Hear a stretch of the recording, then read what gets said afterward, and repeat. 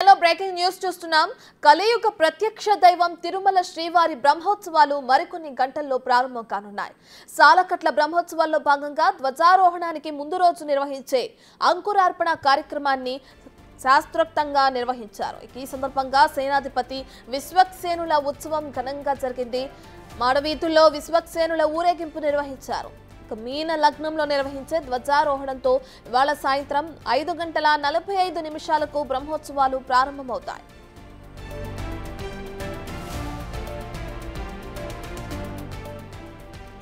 సాలకట్ల బ్రహ్మోత్సవాల్లో భాగంగా ధ్వజారోహణానికి ముందు రోజు నిర్వహించే అంకురార్పణ కార్యక్రమం ఘనంగా జరిగింది.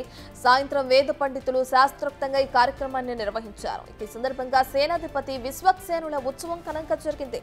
తిరుమాడవీధుల్లో స్వామివారు సేనాపతి విశ్వక్సేన వాహనంపై ఊరేగారు.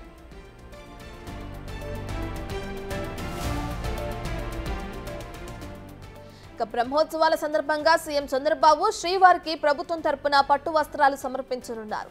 రాత్రి 7:40 మేడి ఆంజనేయ స్వామి వారిని దర్శించుకుంటారు. పెదశేష వాహన సేవలో పాల్గొంటారు. ఎల్లుండి ఉదయం వకుళమాత కేంద్రీయ వంటశాలను సీఎం ప్రారంభిస్తారు.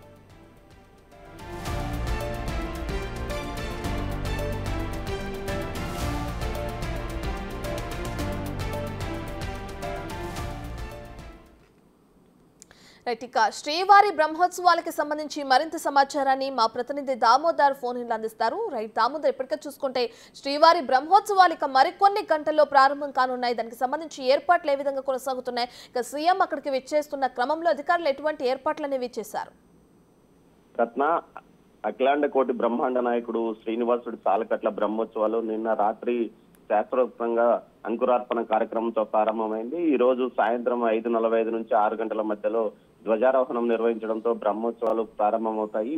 ఆ తర్వాత మలయప్ప స్వామి శ్రీదేవి భూదేవులతో కలిసి రాత్రి 9 గంటల నుంచి 11 గంటల వరకు పెద్దశేష వాహనంపై విహరిస్తారు.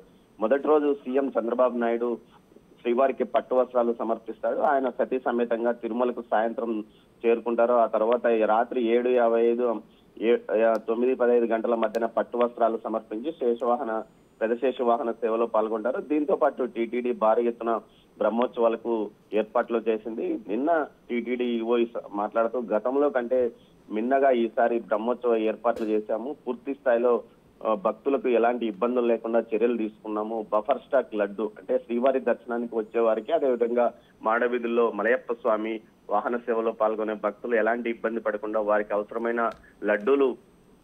లడ్డు ప్రసాదాలను అందజేసే విధంగా చర్యలు తీసుకున్నాము.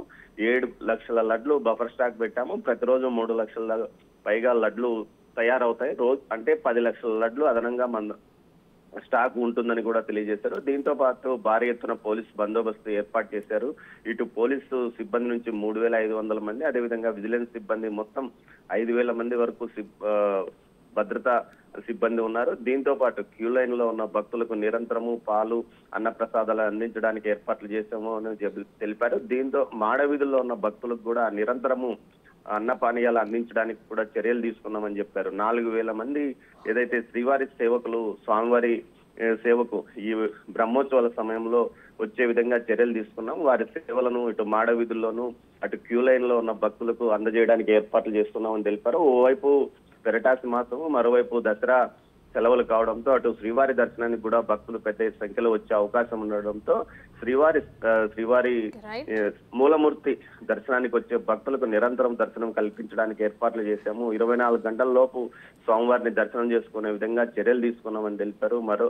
దీనికి ఏదైతే ప్రోటోకాల్ దర్శనాలు మాత్రమే ఉంటాయి, బ్రేక్ దర్శనాలు పూర్తిగా రద్దు చేశామని కూడా తెలియజేశారు. రత్న, మరోవైపు సీఎం సాయంత్రానికి తిరుపతికి తిరుమల చేరుకున్న తర్వాత ఆయన కొద్దిసేపు పద్మావతి వసతి గృహంలో విశ్రాంతి తీసుకుంటాడు. అంకురార్పణ కార్యక్రమం ముగిసిన తర్వాత బేడి ఆంజనేయ స్వామి గుడి వద్దకు వచ్చి అక్కడి నుంచి సీఎం దంపతులు పట్టు వస్త్రాలతో ఆలయంలోకి వెళ్లి స్వామివారికి పట్టు వస్త్రాలు సమర్పిస్తారు. రత్న, థ్యాంక్ యూ దామోదర్.